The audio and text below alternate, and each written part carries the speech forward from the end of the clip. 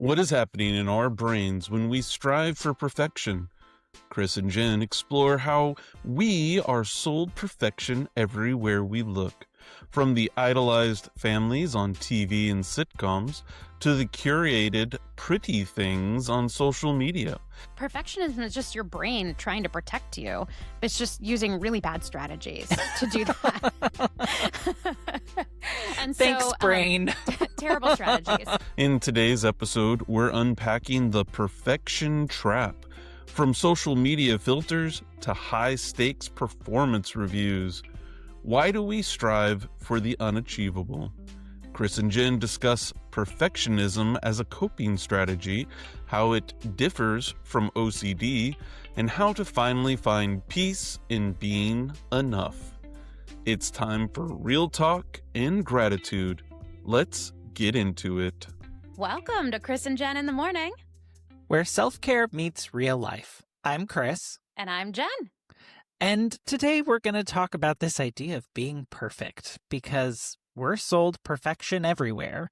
It's in those TV families, in the shows and sitcoms that we love. Maybe in our careers, you have to achieve a certain, status. And Lord knows social media is just all the pretty things in people's lives. Am I right? I mean, not mine, but... Most of others, yes, Yeah. Probably. Well, Frank and I have been watching this show, and I keep hearing a similar lines that keep coming up in the narrative of the show. Things like, from the outside, they were the perfect family, or they seemed like they were the happiest person. And then it takes this turn of no one saw this coming. No one knew that they were going through this. And so it really got me thinking about this idea of obtaining perfection, because I mean, we've talked about it before where we know perfect is not achievable. That's not really and I think most people know that, yet we still try to obtain this perfection. We do. Yeah. Sometimes, you think about that and then you write it in a card to somebody trying to give positive vibes saying, I love you because you're not perfect. And then they're like, what are you saying? So welcome Maybe to my I won't... marriage. We're getting the inside scoop here. But if you've ever spent 45 minutes trying to choose a font or 2 hours, and then you didn't even finish the project, welcome, because you're amongst friends here.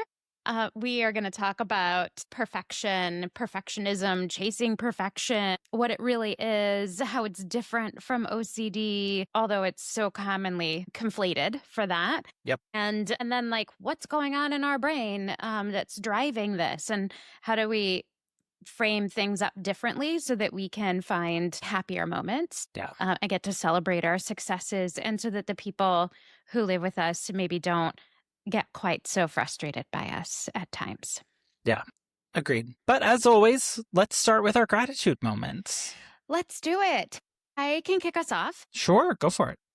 I was thinking this morning, there's so much going on in the U.S. right now, and it's heavy. It's heavy stuff. There's just so much tension. I know we keep saying that, but there is, and we're real people, and that is really tough. And so I was kind of having a little pity party for myself and getting lost in everything is just so sad and hard and heavy. And how am I going to do this gratitude moment? Because I don't even know, what do I even have to be grateful for in this moment?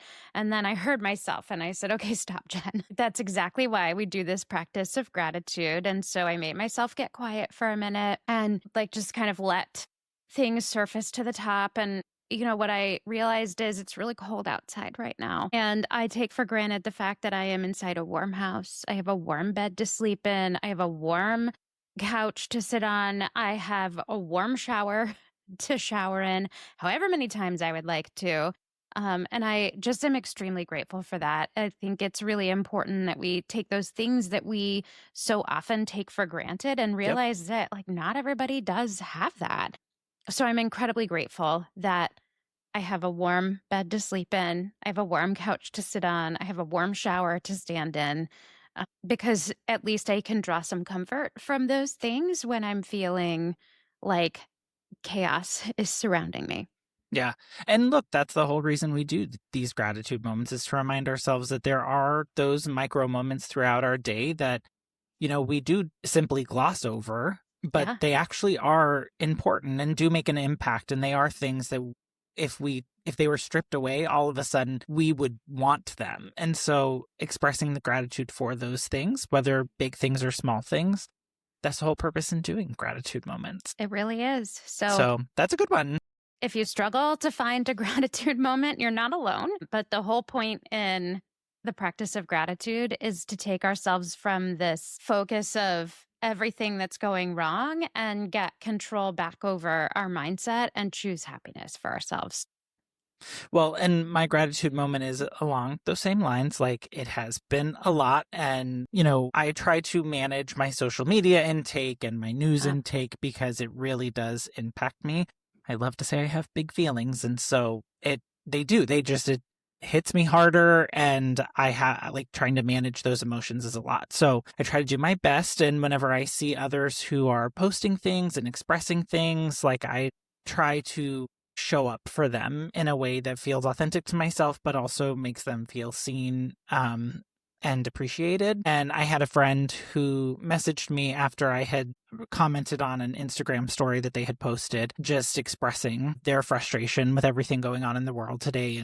And it just reminded me that, like, we can be thousands of miles apart and still show up for one another in ways that we need to. And so that's my gratitude moment, is just the ability that we can still show up for one another and see each other in times when it's just not always easy to know what to say or what to do. It's nice to know that others are along that journey. Yeah, the times we live in now, it is, and the freedom that we have, it is easier to connect and show up for each other, whether we're in the same physical spot or not, which is great. So really good gratitude moments. Let's talk a little bit why we really chase this idea of perfection, and why many times it feels like we never really achieve it. And so therefore it doesn't feel like we've done enough. I don't know if you can relate to that. Well, that this is something I struggle with. I didn't know this about myself. I just thought that it was like how everybody thought, or I don't know. I don't know what I thought. I recall saying to one of my friends who I had used to work with, I was talking to her and I said this at one point, like, oh, I think like this is something that I struggle with. And she just is like, looks at me and she's like, are you like joking with me right now? Yeah. Like, duh, Jen, obviously. I was like, oh. Well, when you say it like that, it seems like I should have known. It seems like I should have noticed. But I think the reason that I didn't realize that is that it was always getting branded by other people to me about myself as something different. So, it was people basically telling me I needed to be careful of ego. And I thought, well, it doesn't feel so misunderstood and so not seen when they would say that, because like I don't think I'm the best. I feel like I've failed and I can't even celebrate when I do well. And what they were seeing is like me thinking I could be perfect. And instead, all I was thinking is I'm just a failure no matter how hard I try. So it's not ego. This perfection, like chasing, it's not about ego. It's not about OCD or compulsions. It's like it shows up at work, it shows up at home, it shows up in the hobbies. Like Chris and I may or may not have had some moments as we have been like crafting some like visuals and stuff for the show. Oh my gosh, when we did our logo and we didn't even get it perfect. Exactly. Do you remember like a year ago when we did the Texas Bounce logo? We just were like, we can overthink something to death. It shows up like an overthinker. It shows up in all these different ways. And other people who don't understand what's going on or can't recognize it, I think often misperceive it. And what they don't realize is on the inside, you're just thinking, I'm not good enough. It's not good enough. Yeah. I have this note card. Oh, sorry. I have this note card that sits on my desk that I've shared before that says, I am enough. And as we were pulling this episode together, I realized, oh my God, this is exactly why this is the phrase that I need to have sitting in front of me all of the time, because I really struggle with this. Because no matter how much I succeed, It's Yeah. never enough. Well, and it's interesting because when we started having this conversation about, this topic specifically, I remember I was trying to add like a time frame to it. Like when did we feel like we had to have like the perfect everything? Like when did that enter society? Was it whenever we got to see more into each other's lives through social media? Was it this idea of, depending on, what position you hold in a company, the expectation of the clothes you wear, the cars you drive, things like that. And you said something that was just very like just cut through it to me. And you're like, Chris, this has been happening since, the Middle Ages, like kings, queens, ladies of court, men of court. Like it has always been this way. Like people strive for this perfectionism because you believe that it obtains something for you. And as I was started to look a little bit more into this, I really liked this way it was framed up, which is perfectionism is when your worth gets tied to your performance. And then I'm like, well, then of course I'm always striving for perfection because I always want to be a top performer. Like, this is why I struggle. Well, absolutely. It's like, at work in those situations where you win an award, but you're like top 10 instead of number 1. And you go, or top 50, not even top 10. And this was me last year where I was going, I won this award, which was like really cool.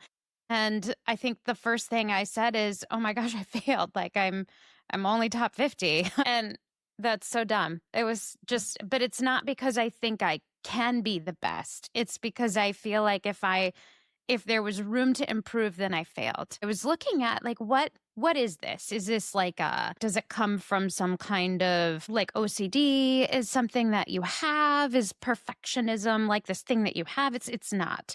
It's a coping strategy that you learn. It's a way that you're framing up your thinking. It's a pattern or a rhythm.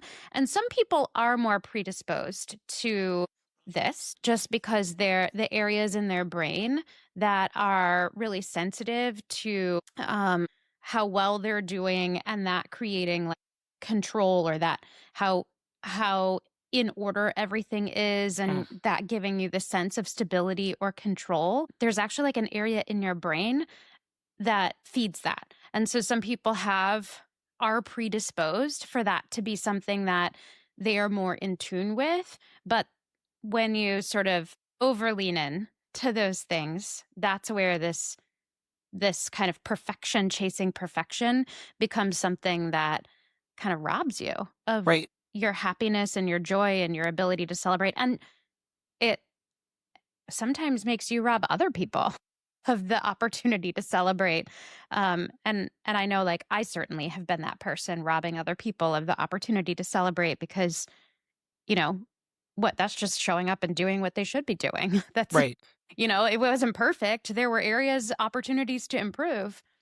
Well, and I think you saying that about some people are predisposed to it, I think that's a factor, but I also think, at least here in Western education, you do get a report card that tells you how good you are doing. When you graduate, you have the person who's the top of the class.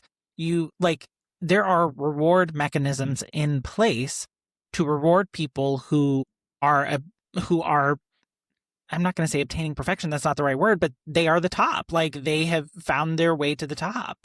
And in some people's mind, not that I'm an overly competitive person, and I don't know if I really know super competitive people. But I think that's where some of this potentially is coming from, right? Because it then becomes this comparison game, and then I want the attention, I want the praise. Who doesn't want those things? And by the way, that award that you won with Top 50, you kicked butt. And I say that because it was a peer nominated thing. And whenever other people have to weigh in and they get to say who they believe the top people are, that is an award that cannot be bought. So I will applaud you for your top 50, and I will also wear it as a badge of honor for myself that I know someone who is in the top 50. Thank you. Yeah. I think, oh my gosh, I failed, which is ridiculous. It is, I can acknowledge it's ridiculous, and yet I still struggle with that. And I think that's part of why we want to talk about this. This also shows up not just in how I feel about myself, but like, have you ever been in a situation where you've like organized the pantry, or you're on a journey to organize the pantry? You take everything out and then you start putting it back in. And then you're like, wait a second, this doesn't all fit here in a way that looks the best. And so you take it back out again. And, like 4 hours have gone by. The house is a complete mess. And you are ready to give up and you ask your partner for help because you're in over your head. Because if you can relate to that, then like I can relate to you. I was just going to say that seems like awfully specific example that you're using. But it's true. It is true. Like that is like when you set that intention, right? Like, oh, I just want to go organize the pantry. And then you get in and then it's like, all right, well, for me to really do it right, I have to pull it all out. And then if you're like me, you put things into categories and then you're like, oh, I'll go put this over here because there's not enough space. And then you get it all, you think you're done. And then you find the stuff that was not in the obvious place. And you're like, ah. And so then that starts to like stress you out. And then you go on this journey of stress and then enter more cortisol into the body because that's what the brain does. It's like, oh, we need more cortisol. And then that just feeds this pattern. It's like a rhythm or a cycle. So it's not just about like this fear of threat of other people judging you and not being enough, which is part of it. But then there is also this like things feel out of control. And my way of dealing with that is to try and have control. And I think these are like signs that maybe you should stop kind of what you're doing and start reflecting on, why is this so important to me? Why is it that I feel this way? And I hate those questions because you just have to really listen to what's really going on, how you feel. And I would much rather think about how I think than how I feel. But the journey to happiness is like paved by understanding how you feel. So apparently that's the path we're on. Apparently, that is the path that we have decided to take. That's the path that we're on. So it is different, though, than OCD. And people do say a lot of times, oh my gosh, I have OCD, all of those things. And so we just wanted to take 1 minute to talk about how it's different. And like, I think it's really healthy for all of us to stop conflating those things. So like when you have OCD, and I'm not a psychologist, I'm not a therapist, I'm not like a licensed professional. So I just want to be very clear about that. But when you have OCD, that's a clinical diagnosis that involves these intrusive thoughts and compulsions. And you can't really like rationalize why you think doing something is going to produce an outcome. Right. And so while, there may be some things that I do or have done in the past that are OCD tendencies that are kind of like a coping strategy that I know aren't rational to just kind of give myself, a little bit of peace of mind, it's definitely different. And so this perfectionism or chasing perfect, it's a pattern or a coping strategy that you're using to try and give yourself this sense of control, or to try and even control how other people think about you or how they view you. It's like a symptom of, how you're like lacking this value in yourself. My shirt, by the way, says everyone has value. So if you're not watching, but you're just listening, I definitely believe that. And I will say, I am definitely someone who connects things better whenever like there's been real life experiences that I can like hear stories about. And I actually have a friend who I did not know at the time. She confided in me. She was really frustrated with some stuff that was happening at work. And just one of the things she said, because she was just at this moment of like peak stress, and she's like, and I'm really tired of hearing people talk about how they're OCD about making sure that bullet points on a deck are right, because I have OCD. And let me tell you, that is not, you're wanting a perfect deck with all the bullet points in a row. If you can walk away from that deck, if you can go do other things and that not ruin your day, then that is not OCD. And like she shared that with me, and that was like the first time that I had heard from someone who shared that with me. And so I share that here because I do think it is important that is a journey, and it is like it does stop people from being able to move on, move to the next thing. And to me, it's important to understand that when people are on this journey that we just talked about, whenever things are conflated and sometimes used in such a way that it kind of minimizes, even though that may not be our intent of using the word, it doesn't always land well with people who are really struggling or trying to work through that. I did think that it was a very important balance that we wanted to bring to this. There is a difference between perfectionism and OCD. Yeah, absolutely. I was just there's this book series that I read. The series is the Knitting in the City series by Penny Reed. And there's one of the books in there that focuses on a main character who has OCD. And what I love about what Penny Reed does with a lot of her books is, and especially in this series, she takes several main female characters that are neurodivergent. And then you sit kind of first person in that person's seat as they drive through life. And you get this pretty realistic experience of what it's like to live thinking a little bit differently than how you might think. Or maybe you start to see yourself showing up and it kind of normalizes.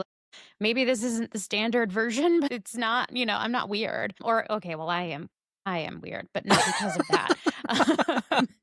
So I loved the Knitting in the City series. I thought it was great. I thought it was just a really fun series. And I also really loved the characters that she brought to life there. So just for me, that was a great way to start giving me some perspective about what OCD really is and what it's like to live with that. Even though I kind of knew about it, just more of that first person perspective in daily life, just like you shared with, your friend at work. Yeah. So when it does come to how people show up, like how chasing perfect kind of shows up and impacts us. And, I kind of think like, why are we talking about this? Why is this something that we want to work on or fix? And I always come back to, well, because it's robbing me and the people around me from some of the happiness that we could have. And so, kind of thinking about how does this actually show up? How does it affect then how I show up? Because this is something that I'm struggling with. And I don't know about you, Chris, but for me, I see this as kind of having two sort of paths in how you take action. So there are some people that struggle with this, need for something to be perfect. And they then go down this path of avoiding because they feel like, well, if it can't be perfect, then there's no point in trying because I've already failed. Yeah. And so this is something that I have known people who have struggled with, and they just really struggle to get started, or they feel like they would do things or they want to go after things, but because I can't get straight A's, why am I even going to try? And they're robbing themselves from this opportunity of the experience. And we always say cliche things like it's about the climb or, the journey or, and I say those things because they are true. And it's important to remind ourselves, but it's not always, we're not doing it so that we can prove that we're enough by attaining the most optimal result. And so if you find yourself avoiding doing things, not because you wouldn't enjoy them, or you don't want to do them, or you don't know that they're important for you to do, or whatever it is, but because you just feel like you can't get it at 100%. And so why try? This might be something that you should think about. You might start thinking about what it is that you're missing out on. This also can show up in I get clutter paralysis. So, I guess this can apply to me at times because it's I'd love to clean my desk off. I talk every week about how I feel like my desk is a mess. And yet I get so stuck at where do I put things and where does it, that might be a little bit more of my ADHD, spatial issues, but it absolutely can give you this clutter paralysis or you stall out on projects or things like that. And then there is the hard charger kind. They go all in and then they feel so disappointed when they had this expectation that only perfect is the best. And they put in all of this effort and they can't celebrate any success or satisfaction. So just like we talked about with the award, which I am still working on, or, all have, if you've been listening, heard about my thoughts, feelings, and opinions on like how performance reviews are often handled and like how I've experienced other people handle them. It's like you can do really well, but all you hear is the ways that, you weren't enough. Yeah. And that's really not the point of those conversations. So just thinking about, if that feels like it relates to you, it steals kind of some of your joy and your ability to celebrate. And then it sucks it out of the people around you Yeah. as well. And so, not that you should feel bad about that, just that's why we're talking about this. Exactly. And like when I look back on my life, I think when I was younger, I probably fell more into that avoider space. When something was new or different, if I couldn't wrap my mind all around it and truly like figure out like how to get from point A to point Z clean and clearly, I avoided it. And then somewhere along my path, I learned how, well, you just start moving, you start making traction, you do things. And then I think this is like where I fall into the Chargers area now. Where I'm like, yes, we can do anything. And then I'm like at step D and I'm just like, okay, maybe Yeah. we made a mistake.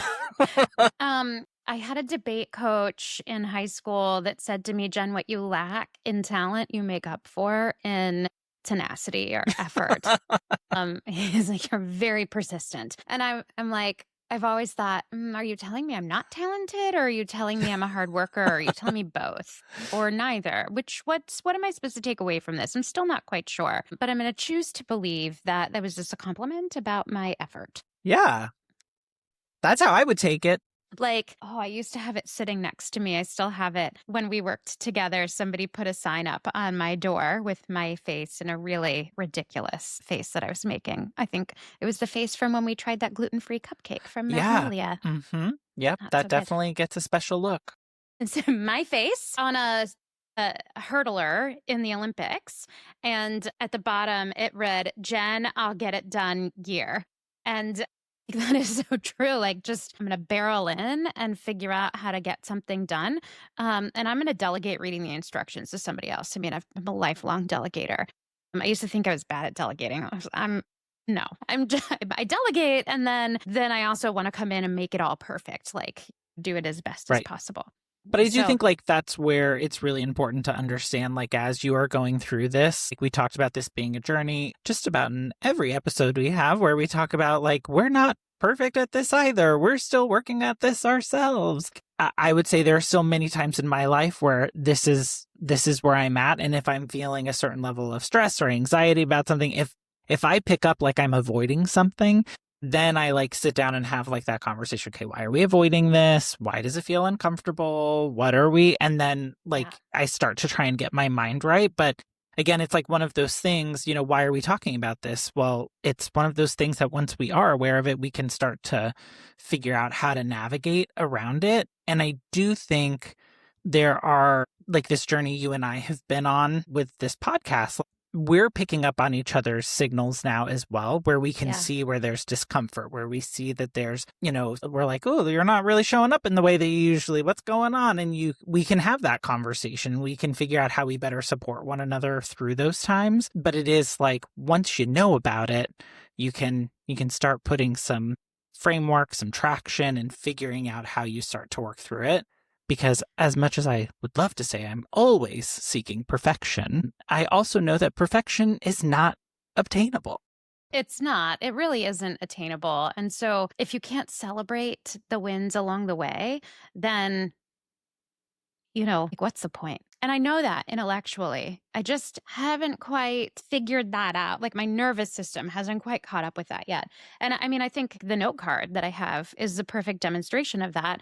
I know that I struggle with this idea of trying to chase perfect. I know that it's not healthy for me. Like, all of those logical things have worked out.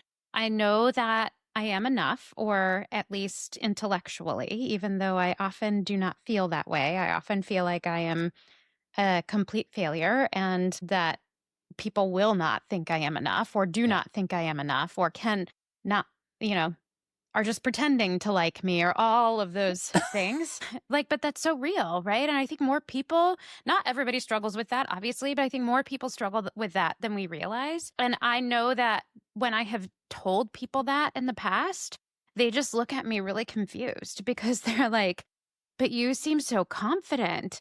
And I'm like, well, I must be really good at masking this, because on the inside, that is not what's going on at all. And so, like, I would just say people are good at faking it.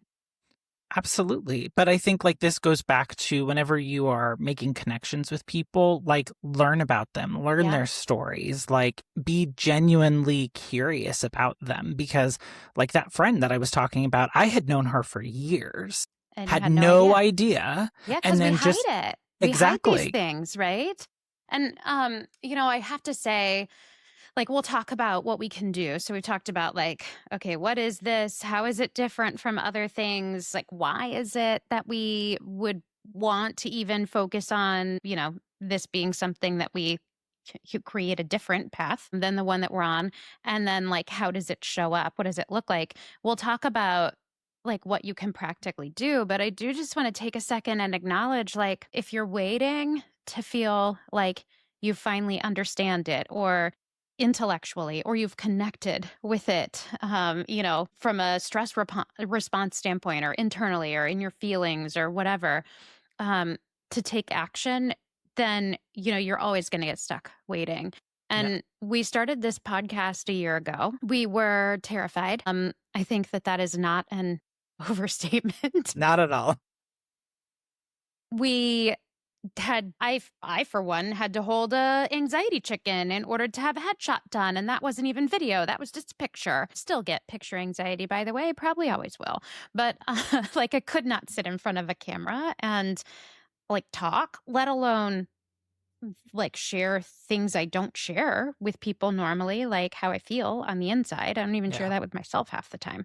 So but we did this anyways, and we not only recorded, but we published and we put it out there, and then we told people about it. And I heard myself when we were telling people about it at first, like kind of almost like apologizing for saying, listen to our podcast. And then going, wait a second, that's not how I want to show up. And as we've been doing it, like, it's something that we've gotten better at. And I think that what we've had to push ourselves to do, we wouldn't still be doing this a year later if we weren't working on this and figuring it out, is how do we celebrate the milestones to be able to put at least one thing in our life in practice, to say, we know that we're doing this not as people who have reached a mastery level skill, but as people who've never done this before and don't have this skill. Yeah. And we're going to do it anyways. And we're just going to celebrate as we get better. And we'll look at where we want to improve, because that's how you get better. But we'll do it holding each other accountable to set the judgment aside. Yeah. And I do think I never could have done this without the two of you, you and Ace. Like, for us to do this together and make this a safe space for us to like pick each other up when we can't pick ourselves up, and say, you know what, you actually did a really great job. Look at how far we've come. I say, like, don't wait until you are perfect at figuring out how to not chase perfect to jump right in and start working on it. Sometimes you just have to get really uncomfortable and put it into practice. How I feel, change happens outside your comfort zone. So if you're trying to work on something and you're uncomfortable, then you're probably doing something right. Right. And you may be listening to this thinking like, oh, well, I don't really relate to this. But like, I've been on the journey of like where I feel confident in some areas, but then I approach a new thing. And again, I'm like, why am I feeling this anxiety? Why am I avoiding this? Why am I not giving this the time and attention it deserves? And a lot of it is because like this idea of I want to be perfect at it. I want it to be like 100%, which, by the way, no one has ever asked for any to be delivered perfect or flawlessly. Like, we are human beings. That's not true. I mean, we definitely have been asked to deliver flawless execution at work. Yes, flawless. But to me, that is saying that I want the best out of you. When someone says something like that, but anytime anyone says something about meaning to deliver something perfect, they go ahead and reset the expectation immediately. Yes. So because healthy. Let's be very clear. I am good at what I do, but I am only human. And I think that's a boundaries conversation that we're actually going to have. That's something that we have planned. So stay tuned to the end and we'll talk about an upcoming conversation and how you can participate along with us in that. I know boundaries, but it'll actually be fun, I think. Well, Chris thinks. Chris loves it. Look, boundaries are good. I love them. I'm a supporter of them. I've recently learned and built some new ones, and I feel like I'm thriving. Yeah. I mean, really, honestly, actually, I feel like it's been a really good, I love that you've come along on the journey too, because then I get to watch you and learn from that instead of just having to figure it all out on my own. Yeah. So that's been great. So if you have found yourself reorganizing the pantry for 4 hours and the house is messier than it was to begin with, or, you won an award and yet you felt like it just wasn't enough. Or, your life slogan is if you're not first, you're last, in the words of, who was it, Ricky LaBobby? Then here are some things to understand about what is going on inside of our brain when this is happening. So we know that perfectionism or chasing perfect can be a threat response. There's like this error monitoring system that reacts more strongly to mistakes sometimes. And sometimes it's like how you were brought up. Sometimes it's just that you're more predisposed to that because that part of your brain is bigger. And then, the way that we're brought up. But this is not like it's not a defect. It's a learned activity that we use, and sometimes for our benefit. But when it becomes like this problem where it sort of steals our joy, that's when we have to do something about it. So if you're seeing judgment or failure as dangerous, like the brain is registering that as a threat. And what do we know about our brains when we go into threat response mode? We know that the amygdala kicks in.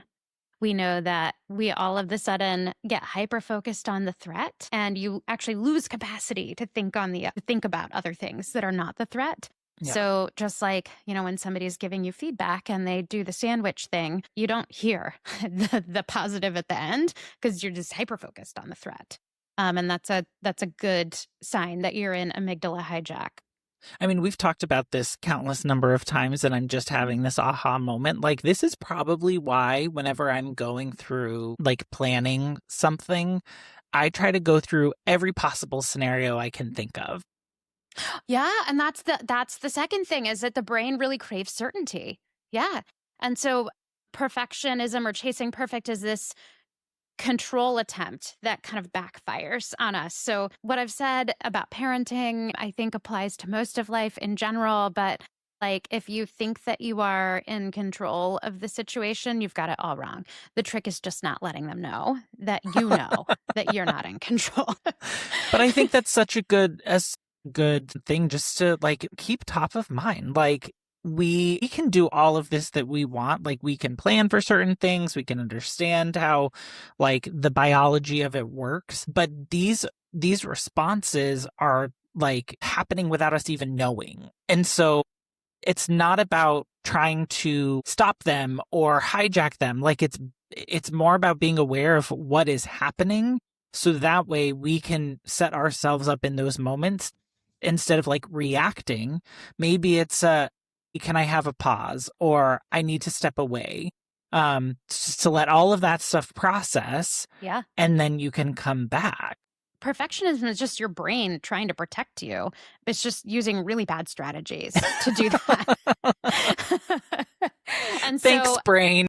Terrible strategies. The third kind of way that your brain is leaning into, or reason, or what's happening inside your brain when perfectionism is something that's going on within you, is this cortisol stress hormone.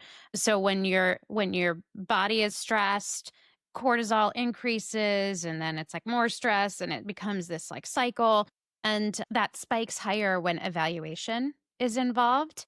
And so if you are not doing the work to say, I am enough no matter what, so I am striving to have other people validate me, and I need to be perfect so that I can be enough, even though I can't be perfect and I already know that, it's that you're just feeding yourself more of this like cortisone cycle. If you get 10 things right and you have one flaw, your brain just zooms in on that flaw and is like, man, you failed. And I can relate to that. Or if you lay in bed and you're replaying mistakes over and over in your head, or, you're thinking about that thing that you said that no one else remembers, but you said, and then you text the person and you're like, oh my gosh, I'm so sorry. I must have offended you. I said this. The next morning they wake up because you were texting them at 3 a.m. and they say, oh my gosh, no, I wasn't. Did you even say that? And then you just made it super awkward. I mean, if you can relate to that. Again, I feel like that's a very specific example, but it just goes to show it really happens. It really does happen, guys. So we talked about the cost. It steals our happiness. It steals our joy. It steals happiness from other people around us. It creates procrastination. You end up living in this kind of chronic stress mode. And like we talked about the brain having these chemicals going on. You actually live with your system out of balance. Your system learns how to be out of balance. And then you have this chronic stress, which causes physical pain. It causes heart issues, early death from heart attack. Like it can cause palsy, all of these things that are not good for you. So this is, if you can relate to some of these things, this is why we're talking about this, because it's really important to be able to get the most out of life. It causes strain on relationships. When you are first married and your partner folds the towels and you are really upset that they're not folded as neatly in perfect little rows because you're trying to control one thing and it just can't be right. So you refold the towels. And then you have to pay somebody to tell you to stop refolding the towels if you want them folded, or just fold them yourself. It creates strain on relationships. Yeah. Again, very specific example. But I do think like that's the point in all of this is like, this stuff can, I'd say, creep in, but it's not like, because these are things that we've learned early on in life, like we aren't aware of them. Like how much of our day do we just move through our life not truly understanding what's pulling us, what's telling us, what's pushing us? And that's where like I end up, over rotating on a conversation that I had like at 9 a.m. when I'm trying to go to bed at midnight and just thinking about that conversation over and over again in my head. And it's like, you do it too. You just don't text absolutely. the person. Well, I mean, it depends on the person. If it's you, I'm absolutely going to text you. We're better at boundaries. Again, I see. We're back to boundaries. But I do think it's really interesting because as I've gotten older, like I'm noticing these things, like how they impact my life in different ways and like how they're manifesting physically within me. And what I have found is whenever my stress level spikes like so high and out of control, I get an eye sty. So like if I ever I remember for our honeymoon, we were in a totally different, like we're on the other side of the world. I get a wake up to this message on my phone that like just sent me like to the highest peaks of stress level. And then for the rest of the week, I like developed this huge eye sty. It was not cute. It was painful. And here I am like, trying to enjoy my my I hate that, but I still cruise. think you're cute. Thanks.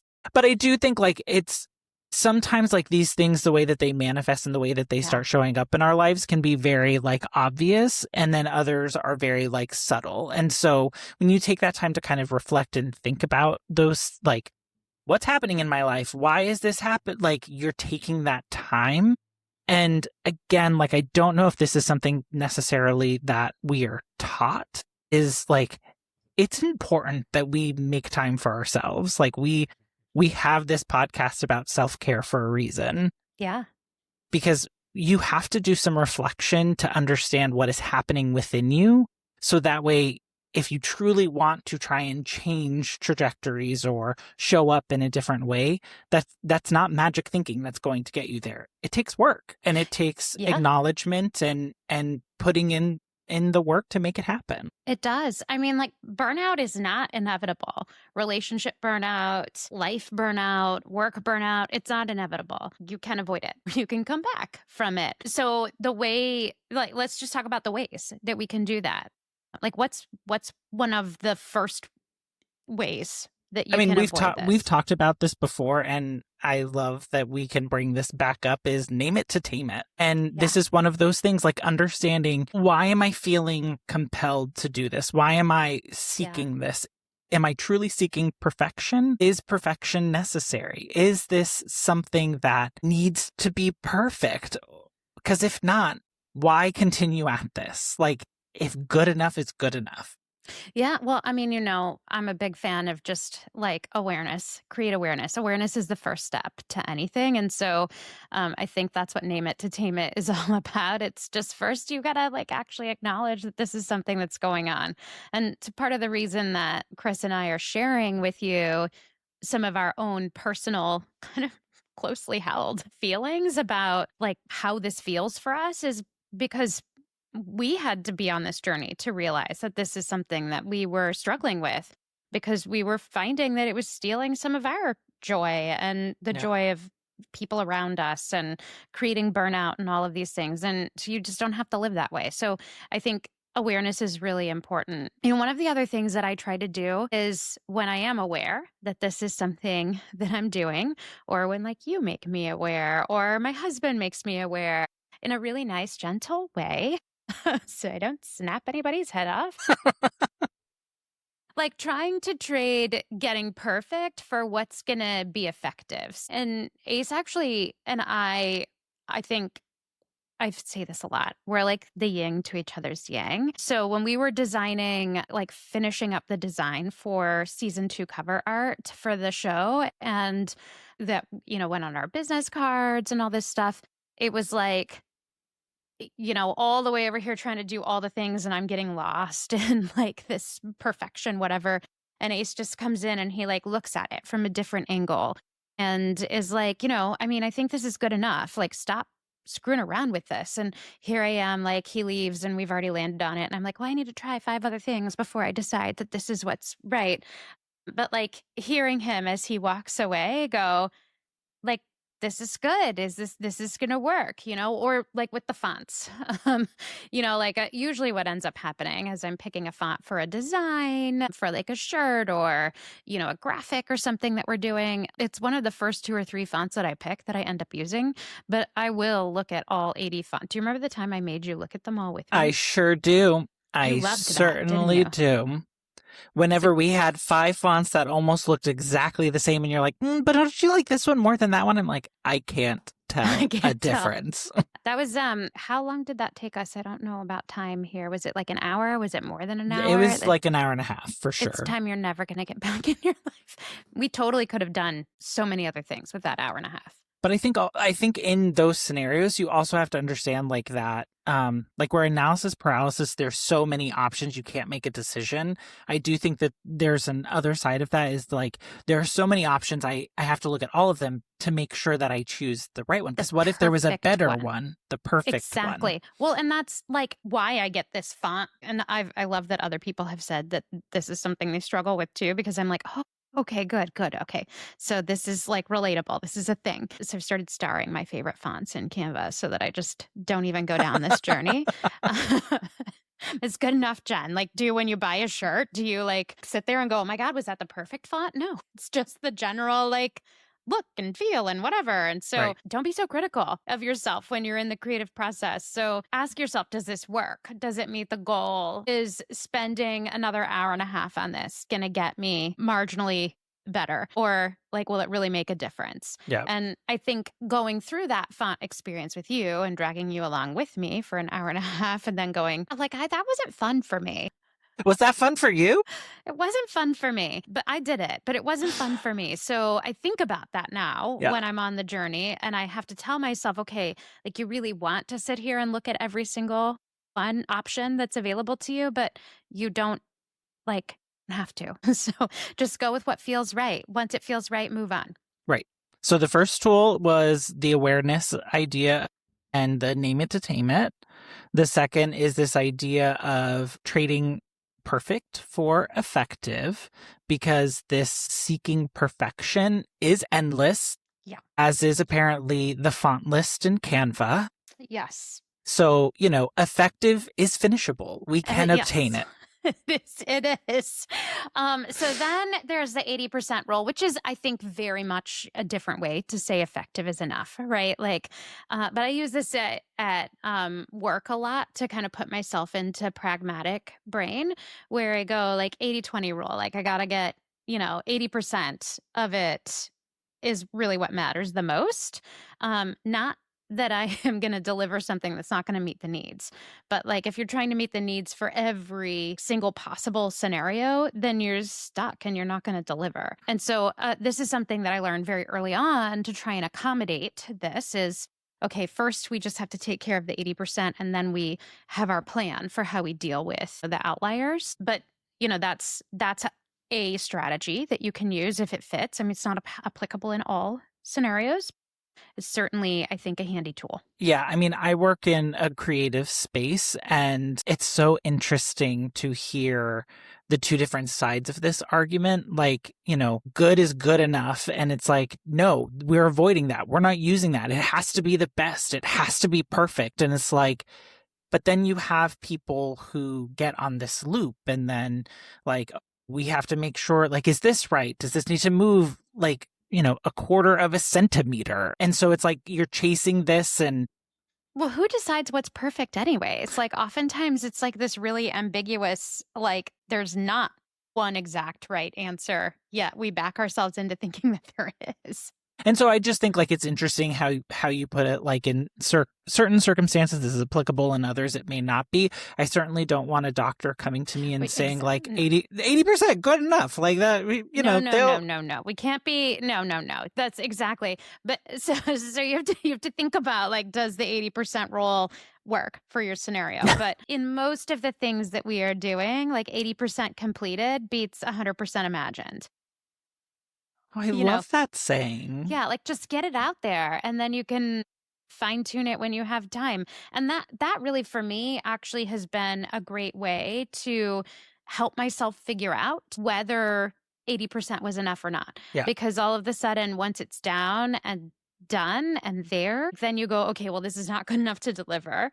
Or you go, okay, I have like this really long list of stuff that like only 30% of which I'm going to actually cross off before I lose the sticky note forever. But it goes on a different list. But like, now I need to focus on something else because this was enough. So I think it's a good way to kind of get yourself unstuck when you are feeling stuck by trying to chase the perfect. Yeah. I love this idea of progress for progress praise. And when I look back at the time that you and I worked together, I think you did this very well with the team. It's this idea of, as you're working on a big project or like it could be something small, but there's a lot of steps to it. It's celebrating as you are achieving and hitting those milestones, which is why you do put milestones. So that way, one, you're all working towards a common goal or a milestone. And then once you get there, you celebrate you got there, and let's quickly regroup and make sure that we have all of our I's dotted, T's crossed before we start on to that next one. So I think creating that space for yourself and to celebrate those things so that way your brain gets those positive endorphins running as well, I think are so important. Yeah, and so that you don't burn your team out. I mean, or the other people you're working with or your partner or, whatever situation this is applicable to, but like just because you are good to hard charge for forever does not mean that everybody else is. So it probably doesn't mean that you are either. It probably means that you're just not listening to yourself. So but I think the person that crosses the finish line and then collapses afterwards. Exactly. Right? I mean, I certainly don't want to be that person, but also if I'm running, everyone else should be running. But that's a different episode. I really like this idea though, specifically for this progress praise, is to say it out loud, because I do think there is something much more powerful in saying it versus just thinking about it. And like I've said before, the voices in my head are very loud. So like I can speak very loudly to myself in those things, but then it's those opportunities whenever I say things out loud, my brain processes it differently. And I think that goes for everyone. Yeah, you're using more sensory outputs, inputs, all of the things in order to kind of give yourself signals. And I think that's really important. I don't know why I just keep doing this with my hands. I understand. It makes You sense. get it, right? You get it. But no, I think this is something that I am better at planning out and doing with others than I am with myself. I think that I'm not always naturally good at doing this with others. It does take intention on my part, because naturally what I would do is just say, okay, focus on the task at hand, not the feelings. Yeah. Next, next, next. But this is what I do to myself. And so I know I was telling you in ACE the other day that, like, I feel like I'm terrible at making to-do lists. And I feel like I'm terrible at making to-do lists because I write down something that is like an entire thing. It's not all the milestones. And then I feel like I can't cross it off until it is perfect. And so I never cross it off. And so I end up going, oh my God, like, I have done a lot. And other people wouldn't argue with that. Like, I've done a lot. And yet, like, I have 1 of 10 things crossed off. And maybe some of it was because I did stuff that wasn't on the list, but I worked on all these things, and yet, like, I'm not getting them done. Yeah. And that just feels like defeating, right? You get exhausted. That leads to burnout. And so I think with myself, what I'm learning is I need to do a better job of setting myself up for success, not by, okay, let's get it perfect and get every single milestone written down, because that's just too much.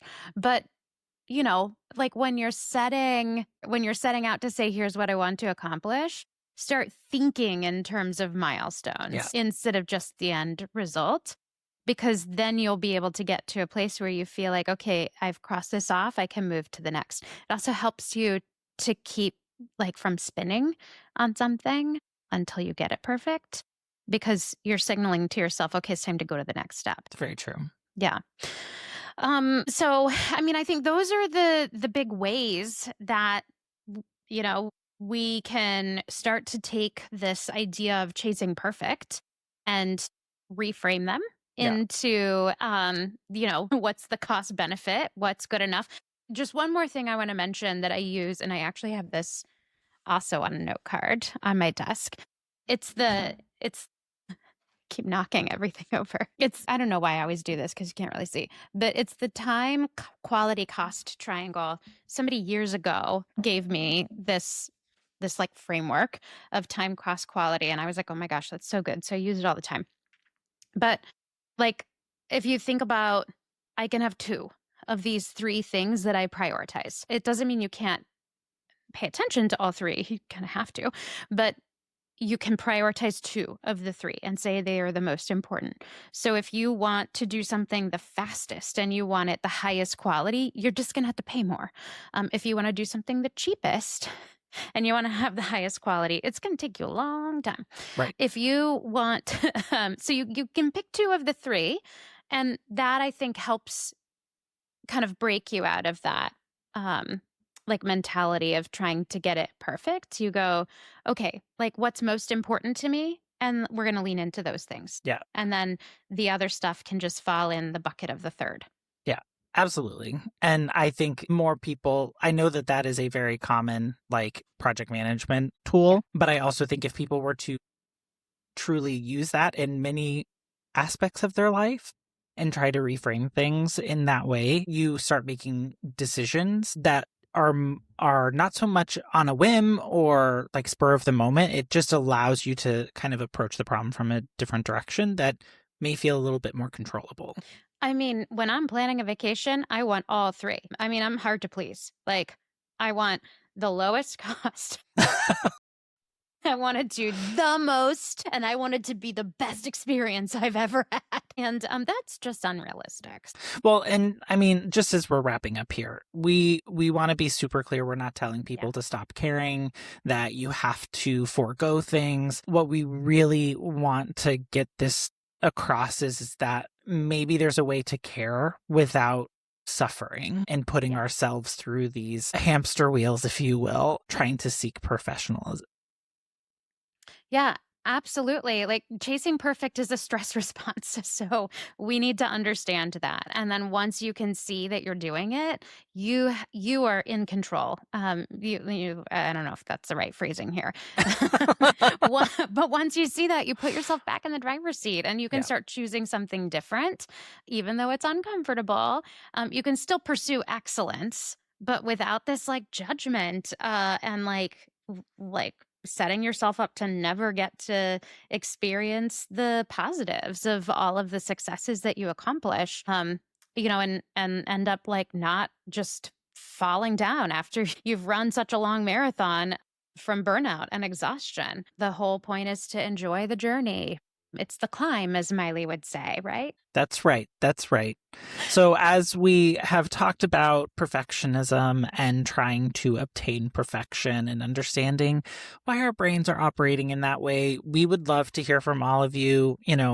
We shared Name It to Tame It, trade the perfect for effective, the 80% rule, the progress praise. What else are people using?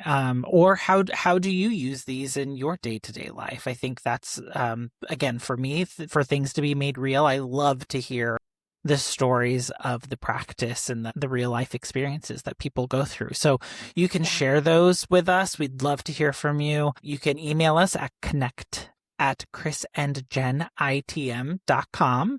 You can call and leave a voicemail or text us at 940-278-8129.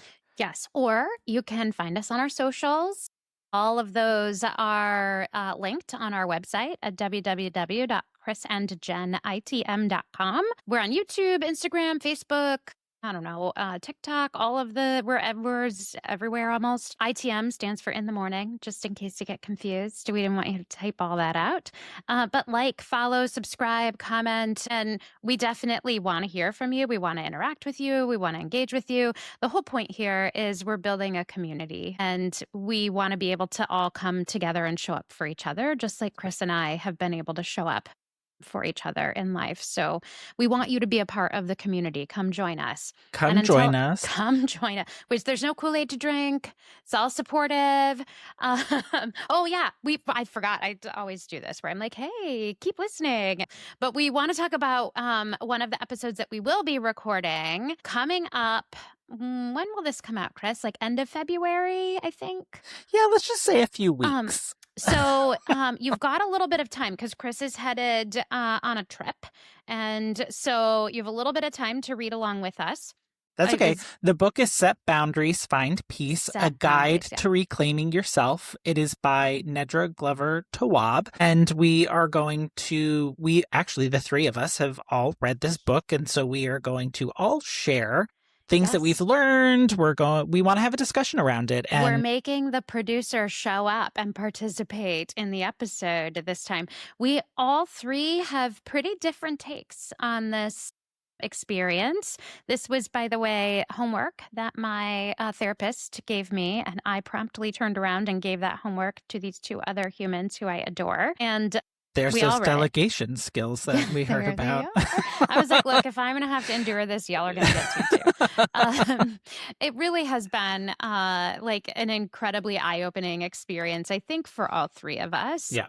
To go on this journey of boundaries. And we all three have pretty different takes on it. And so we would love for you to participate with us. So certainly no requirement to read it in order to do that. But we've heard feedback from some of you before that when we're going to talk about a book that we've read, you would love to know ahead of time so you can read along with us and participate. So if you're interested, Set Boundaries, Find Peace.